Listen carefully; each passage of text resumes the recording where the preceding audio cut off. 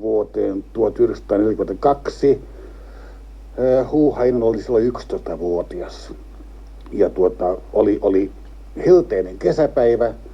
Mä olin Parikkalassa kesälomalla ja palvelin siellä mummon isäni äidin kanssa. Voi olla, että kyseessä oli juhannuspäivä, juhannuspyhä, en ole ihan varma, mutta hyvin helteinen ja mummo vei minut väkisin mukanaan kuuntelemaan Radio Jumalan palvelusta erääseen suureen maalaistaloon.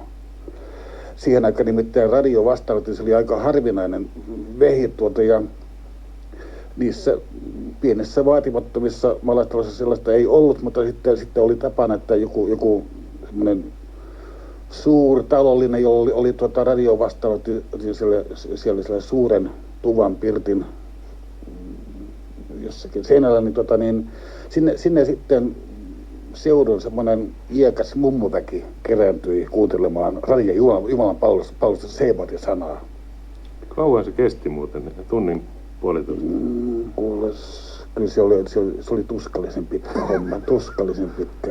Ja muistan hyvin, että mä en olisi millään halunnut lähteä mukaan, mutta mummo vei väkisi, että Martti on pois pahat, että se ei mitään ritsaosastoa niin edelleen.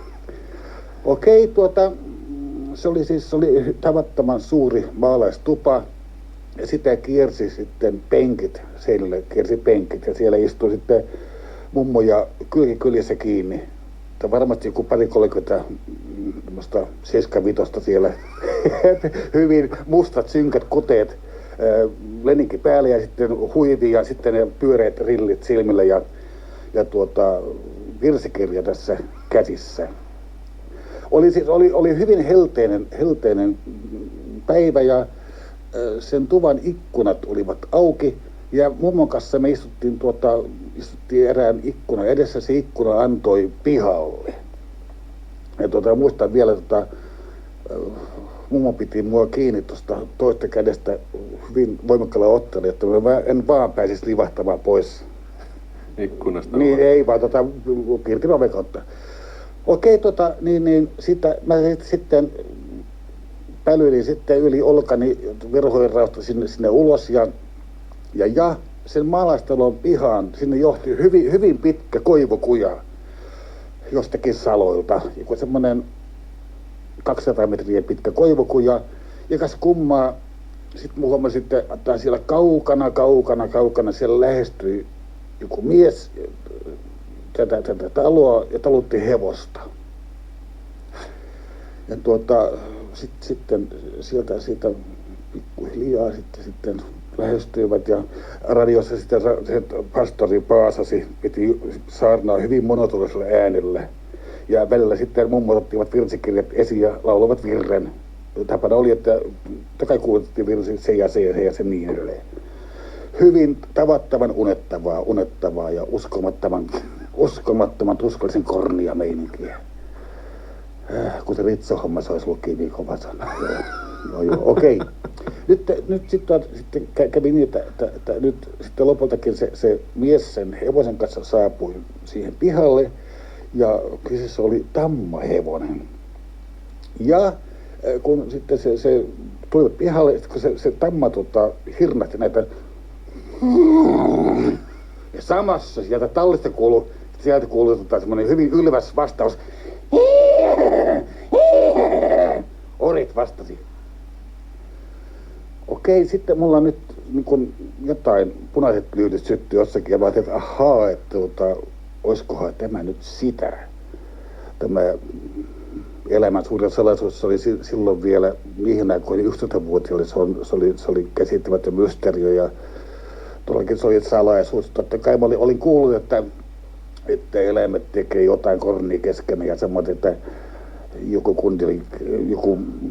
joku ikäiseni pikkupoika kertoo, että miehet ja naiset tekevät samaa. Mä sanoin, että ei, toi on muna, toisturi ei mene läpi, että no voi olla, että jotkut kornit tekee sitä, mutta ei mun mutsia patsi ainakaan, että ei mene läpi. Okei, mutta sitten ilmassa oli jotain semmoista, sanoisin kuin pahan entästä jännitystä. Eli se tamma siinä välillä pihalle. Ja siitä kuului sitten se ori vastaan sitä tallista. Näin. Hetkenä vain sitten saapui pihalle talon renki. Sen maalattalon renki haki orin sieltä tallista ulos pihamaalle. Ja silloin orit tuli ihan vaukoksi ja sitten alkoi semmoinen näin. Ja sitten sieltä vatsan, sieltä vahnalta pomppasi esiin hirmuinen nuija, kauhea patukka rupesi takota sitä vattaa. Näin. Ja sitten pastori saarnaa täysillä siinä tuvassa näitä.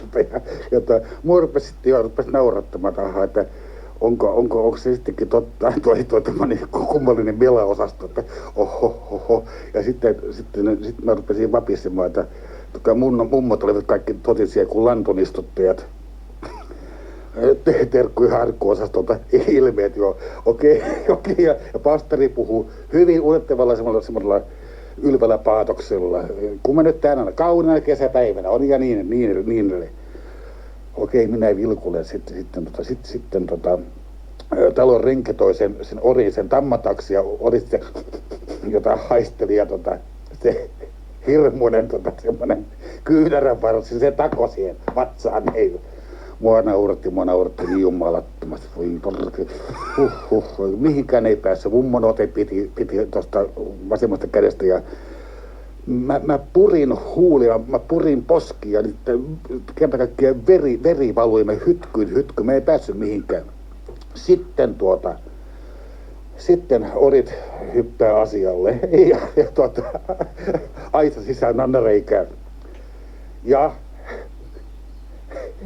pieri ermäisen kuulovasti samanaikaisesti. Ja sitten pastori sanoi, että nyt viesmän virta se ja se. Juuri kun nämä luontokappaleet pitää viikseen, sitten mummo pitää viesemään. Joo, toi armas aika ja Suomi suloinen, kauniisti joka paikka, kun pistää kukkanen.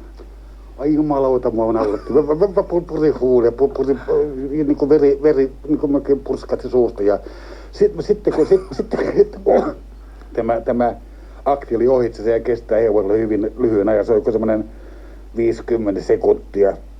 Sitten kun ori hyppäsi takas maat, sitten näkyi tämä Viiklund-osasto. Eli oli niin kuin löysää pitkoa. Silloin mä riistäydin mummon otteesta irti ja syöksyin siitä sen pirtin halki ovelle. Syöksyin ulos halki yli pihamaan jonnekin lepikkoon, jonnekin apilepeltoon. Sillä mä